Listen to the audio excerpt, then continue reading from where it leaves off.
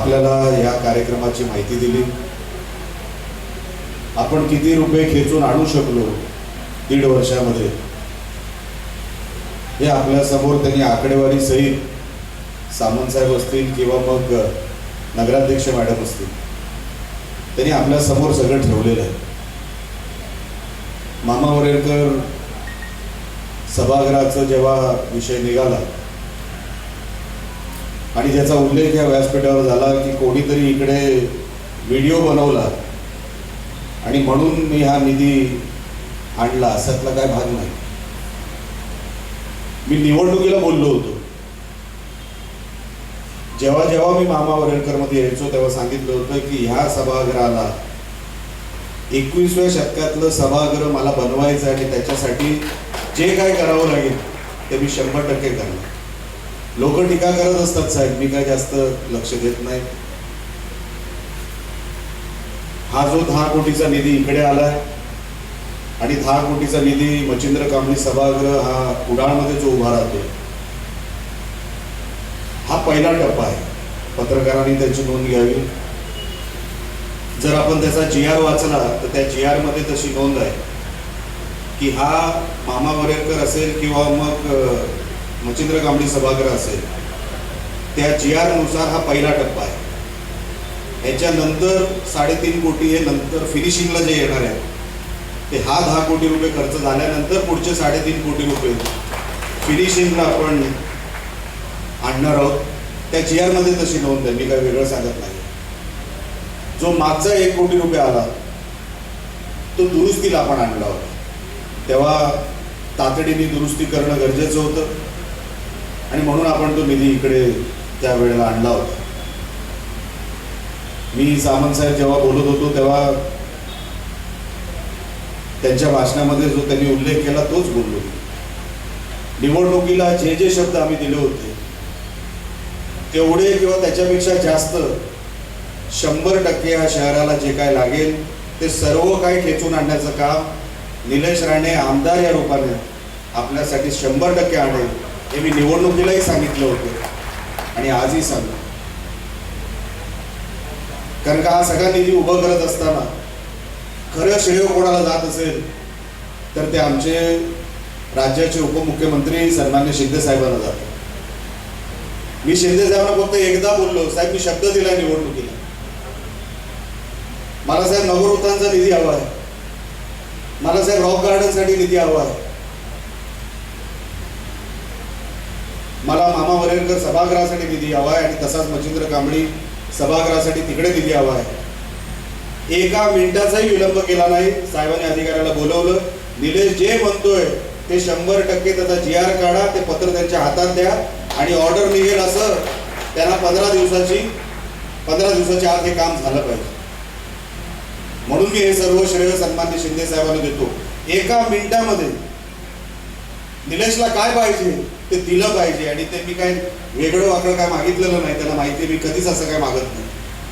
जे माझ्या शहरासाठी आहे, जे नगरविकास खात्यातून आपल्याला मिळू शकतं मी तेवढंच मागायचं काम करतो आणि जिथे जिथे मी मागितलं, जेव्हा जेव्हा मी शिंदे साहेबांकडे मागितलं साहेबांनी कधीच नाही म्हटलं नाही। नाही तर सोडूनच द्या, हे सोडून तुला अजून काय पाहिजे ते मला सांग, ते पण तुला मी देतो। असे नेते आम्हाला मिळाले। सन्मान्य शिंदे साहेब ज्यांनी कधी कुठलंही काम मी नेलं तर कधी नाही म्हटलं नाही आणि ही सगळी कामं होतील म्हणजे ही काय शेवटची कामं नाही। याच व्यासपीठावर आपण सांगितलं की याचा दर्जा आपल्याला ठेवावा लागेल तर ठेवावाच लागेल। आज 13, 13.5, 14 कोटीचा सभागृह आपण उभा करतोय तर तो मेंटेन कसा केला पाहिजे ती जबाबदारी पण आपल्यावर आहे। परत आयुष्यामध्ये 100 वर्षासाठी किमान कोणीच असा वेडा वाकडा व्हिडिओ आपल्या मामा वरेरकर मध्ये बनवू नये याच्यासाठी काळजी पण आपण घेतली पाहिजे, आपणच घेतली पाहिजे। कारण का बदनामी फक्त हॉलची होत नाही, आपल्या शहराची होते, आपण जिथे राहतो त्याची होते। त्या ज्या महिला होत्या त्या व्हिडिओ मधून निघून गेल्या, कदाचित त्यांच्या आयुष्यामध्ये परत त्याला कधी नाटक सुद्धा मिळणार नाही, पण बदनामी आपल्या मालवणची करून गेली।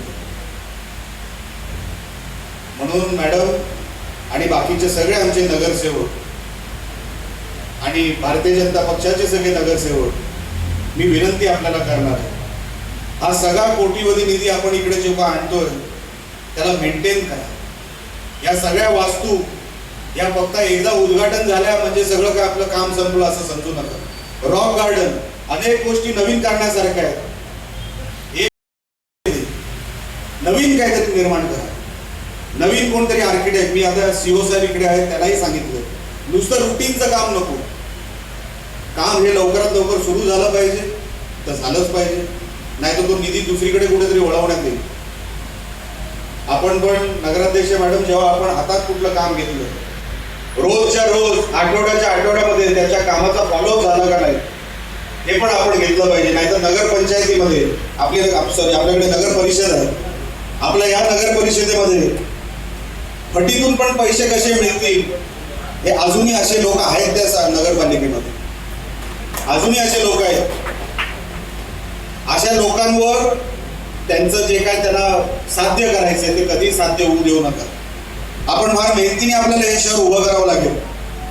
ज्यांनी 10 वर्ष या शहराला काही दिलं नाही ते माझ्या 1.5 वर्षाच्या कालावधीमध्ये मला विचारतात मी काय काय दिलं.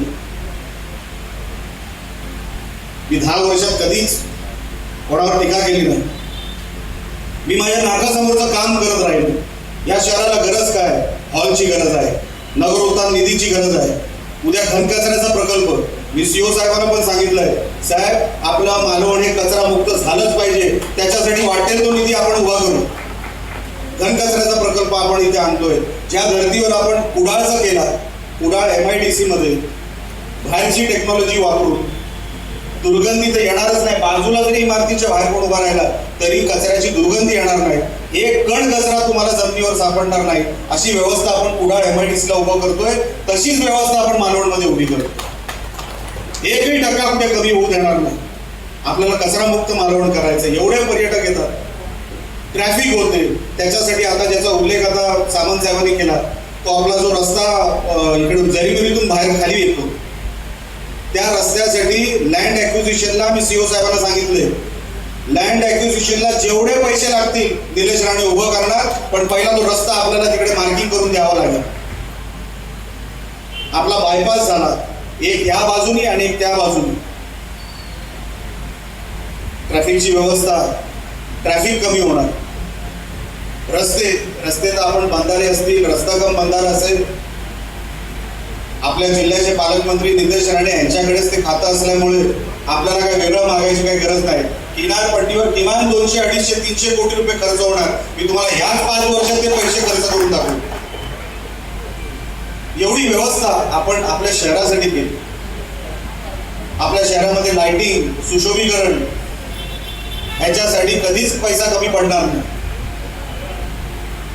आपल्या नळपाणी योजनेसाठी पहिलं काम मालवणमध्ये, मी आमदार देखील नव्हतो पण साहेब नगरविकास खात्याचे मंत्री होते. मी साहेबांना सांगितलं, साहेब त्या नळपाणी योजनेची दुरुस्ती, राणे साहेबांनी ती नळपाणी योजना आणली होती, त्याच्यानंतर त्याची दुरुस्ती झाली नाही. 43 कोटी रुपये आपल्याला त्या नळपाणी योजनेसाठी तेव्हा साहेबांनी दिले. आता पण भुयारी गटरचं जे काही काम आता आपल्या हाती घेतलंय आपण, कॉन्ट्रॅक्टर बदलावा लागला, कॉन्ट्रॅक्टर बदलू. नवीन कॉन्ट्रॅक्टरला शिस्त सांगू. नगराध्यक्ष मॅडम आणि आपल्या सगळ्या नगरसेवकांना सांगतो, तुम्हाला तो ठराव घ्यावा लागेल. कॉन्ट्रॅक्टर त्याच्याकडून जे लिहून घ्यायचं ते लिहून घ्या, पण त्याला दर्जेदार काम आपल्या या भुयारी गटरचं करून द्यावं लागेल. कारण का आता भरपूर वर्ष झाली, लोकांना वाटलं की अनेक त्याच्यामध्ये निवडणुकीचं नुकसान झालं, आपण विसरलो की काय. अजिबात आपण विसरणार नाही. ते भुयारी गटाराचं पण काम आपण पूर्ण करणार आणि लवकरात लवकर तुम्हाला नगर परिषदेमधून त्याचा ठराव पारित करून बाकीचं सगळं निधी जसा उपलब्ध करायचा तसा मी उपलब्ध करून देतो. काही काळजी करायची गरज नाही.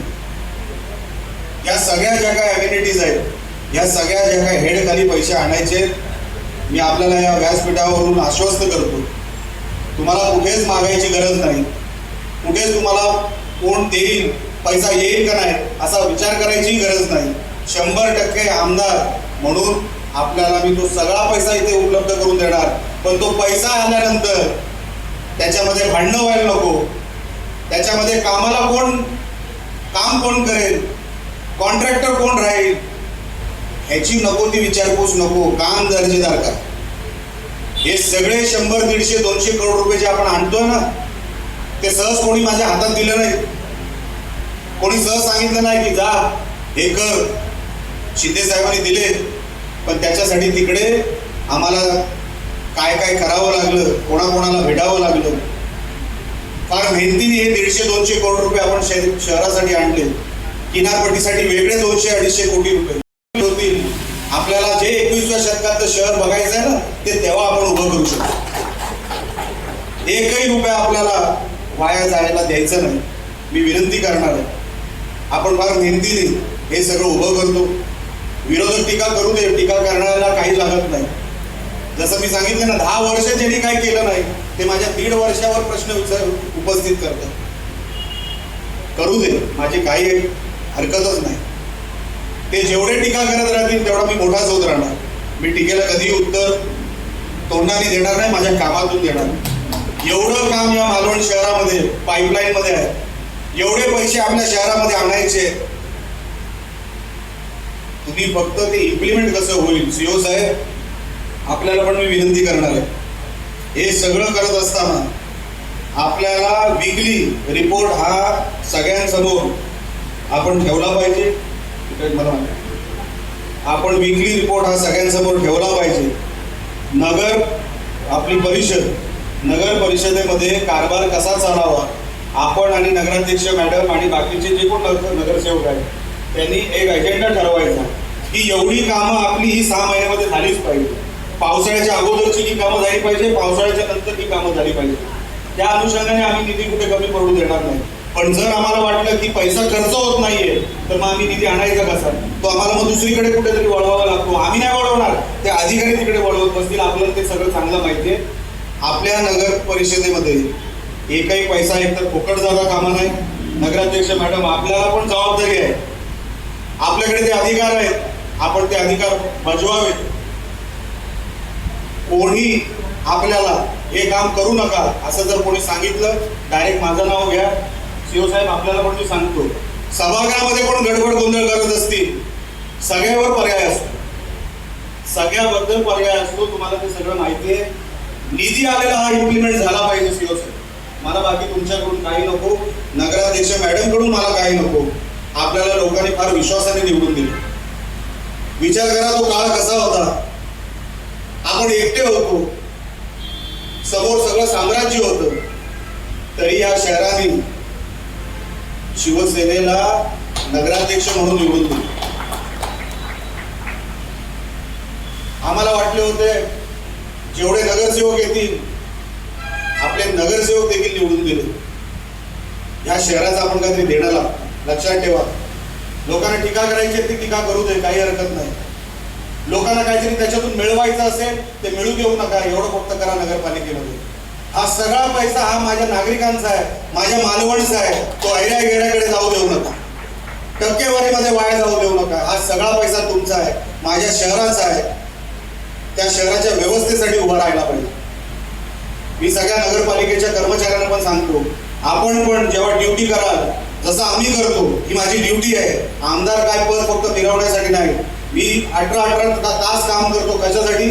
मला लोकांनी निवडून दिली, माझ्यावरही जबाबदारी आहे. आणि म्हणून मी आपल्याला विनंती करणार, लांबचं भाषण करायचं नाही. आपल्याला सगळ्यांना मी विनंती करणार आहे, जे जे आपण इथे ठरवलेलं आहे, हा सगळा निधी जो येणार आहे तो सगळा माझ्या मालवण वासियांचा आहे, माझ्या मालवणच्या नागरिकांचा आहे. तो कुठेही 1 रुपया पण इकडे तिकडे जायला देऊ नका. नगराध्यक्ष मॅडम, तुमच्याकडे ते अधिकार आहेत. अधिकार असे बजवा की राणे साहेबांचा तुम्हाला फोन आला पाहिजे की मॅडम तुमचं मी अभिनंदन करतो, शहर असंच चालवावं लागतं आणि तुम्ही ते तसं चालवलं, असं अभिप्रेत असलेलं काम आपण या शहरामध्ये करून दाखवावं. एवढी फक्त विनंती आपल्याला मी इकडे करतो. आमच्या सगळ्या नगरसेवकांचं, भारतीय जनता पक्षाच्या सगळ्या नगरसेवकांचं मी मनापासून कौतुक करतो. येणारं जे काय आहे ते आपल्याला अजून वेगाने आणि अजून त्याला इम्प्लिमेंट करण्यासाठी ज्या काही गोष्टी कराव्या लागतील ते कराव्या लागतील. ते सगळं आपण कराल आणि ते घडून आणणार. आणि 21व्या शतकातलं आपलं मालवण हे जगाला वाटावं की जगाने कुठूनही माणूस आला जगातून, त्याला असं वाटलं पाहिजे आपण 21व्या शतकातलं शहरात आलो. एवढं फक्त मला काम या निमित्ताने आपल्या समोर सांगायचं होतं. आपण सगळ्यांनी शांतपणे ऐकून घेतलं.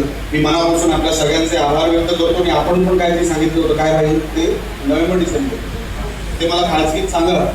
ते मी करून देतो तुम्हाला. परत एकदा आपल्या सगळ्यांचे मी आभार मानतो. मी इथेच थांबतो. जय हिंद, जय महाराष्ट्र.